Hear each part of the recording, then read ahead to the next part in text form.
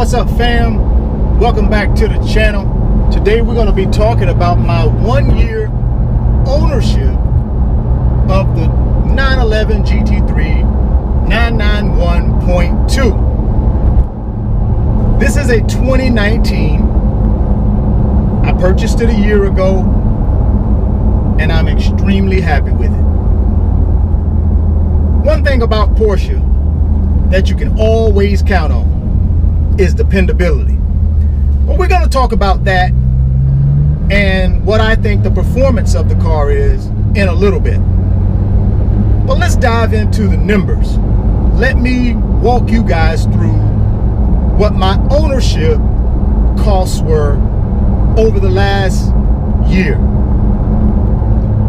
Now, I paid $157,000 for the GT3. I put $57,000 down and I financed $100,000. Now, I know I could have put less money down, kept the money in the market, continued to work for me. But you know, at some point, you have to make a decision about money. And for me, the $57,000 was money that I had earned over many years that was earmarked to go towards a GT3. So I didn't mind losing that opportunity to have that 57 continue to work for me in the market. I decided I'm going to go ahead and put it down on the GT3, so that's what I did. Now, I went out and found me a bank loan at 3.5% for 7 years on the remaining $100,000 I used to purchase the GT3.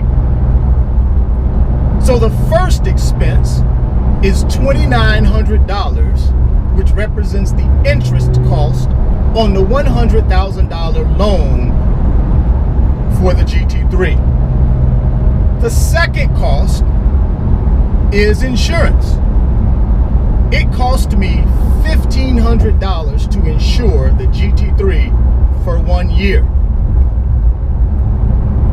My third cost was I decided to go ahead and put paint protection film on the GT3. Now, I didn't put paint protection film over the entire body of the GT3. I just did the front clip, which includes the front bumper, the front side fenders, the hood, the mirrors. So I did the front clip and that cost me $1,800. Now, the next cost was gas. Now, I only spent about $200 in the last year on gas. Reason being, I only have 1,300 miles on the GT3. So I didn't use the car as much as I would have liked to. Therefore, the gas cost is way down. Now, if you just factor in those costs, almost forgot. What about maintenance? Well, no cost at all for maintenance. My first annual service on the GT3 was free. Porsche of Fort Myers hooked me up, and I had my annual service just a few weeks ago, and it was totally free. Normally that would cost you about $350, maybe $400, depending upon which Porsche dealership you go to, but I got it for free, so no expense to me at all. Now, when I add up the total on those expenses for 1 year ownership, it was $6,400. Now, I know some of you are going to say, what about the depreciation? Well, as I mentioned, I paid $157,000 for the GT3, and this is the most recent version of the GT3, which is the 991.2. So it's holding its value pretty well. I don't believe there has been any depreciation hit on the GT3. I believe today I can get $157 for it because, as I stated, it is the most recent version of the GT3. Now, obviously, when they come out with a brand new GT3, I'll take some depreciation hit because it won't be the latest and greatest.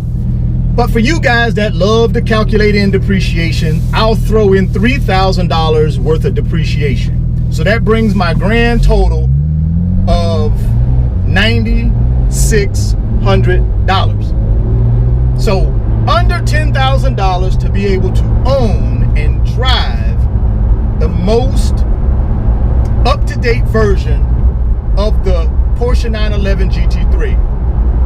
I think that's a bargain, guys. Now, $10,000 is a lot of money, don't get me wrong. But when you buy a car like this, you anticipate to have to pay additional money in order to have the personal enjoyment that you're going to get out of it. And I knew that. So I'm not concerned about the $10,000 at all, although it is a lot of money. You guys know I'm an investor. I invest in real estate. I invest in the stock market. I invest in additional streams of income. And that's how I pay for my toys. So as long as I'm able to create income, I believe I'll always be in a position to be able to buy really nice exotic cars if that's what I choose to do. But the good news is you can do the same thing. You just have to make the decision that's what you want to do. Well, what do I think about the driving performance of the GT3?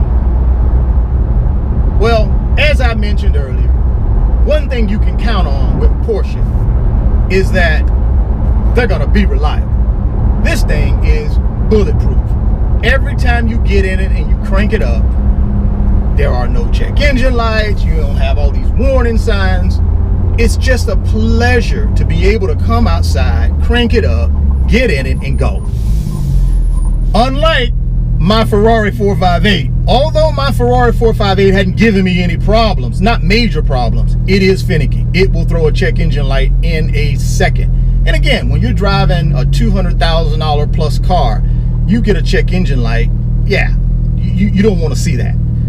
But with the Porsche, with this 50 years of Porsche 911 engineering, you don't really have to worry about that. You really don't. I mean, it's a track car for the street, but it's so compliant.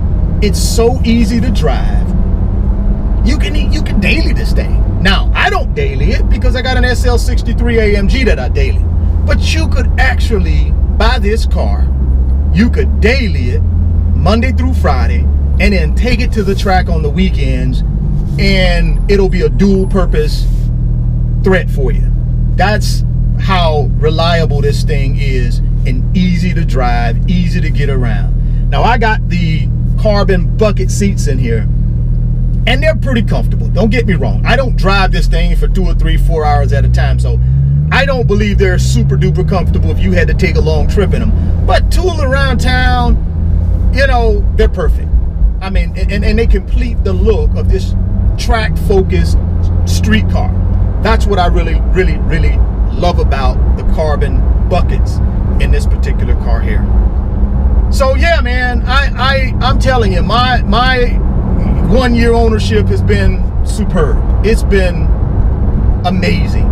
I tell you, if I had one car to keep between the Porsche 911 GT3, the Ferrari 458, and the SL63 AMG, I'd have to say it would be the GT3 because of that dual threat nature.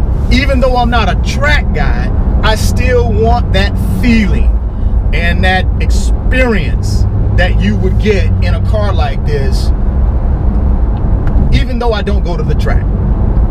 So yeah, this would be a keeper for me all day long. And the sound. Come on, man. This sound. Just this sound is amazing. Check this out.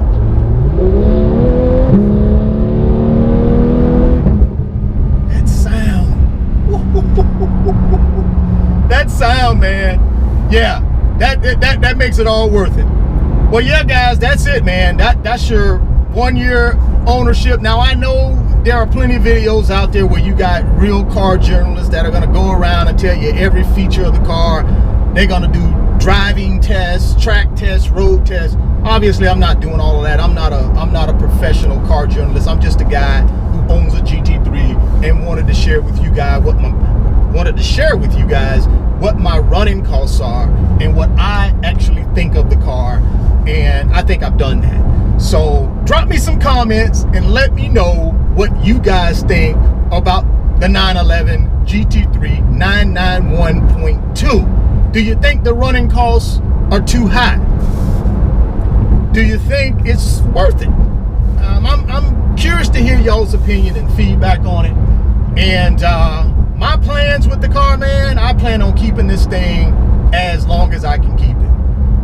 Now I know they'll be coming out with the updated version of the GT3 probably in 2021. And will I be tempted? Yeah, but I gotta see it first. I gotta see, are there huge differences between the new one that's coming and the one that I have, which is now the most current version. I gotta see. I don't know yet. But once I see the new one, I'll make that determination. But until then, this thing ain't going nowhere, man. I'm gonna keep it as long as I can keep it. Well, guys, if you're stopping by the channel for the first time, please consider subscribing, share the video, and smash that like button. It helps the channel and it helps me too. Thoughts become things. If you can see it in your mind, you can hold it in your hands. You guys keep chasing your greatness and never stop believing in yourself. And I'll catch you on the next video. Peace.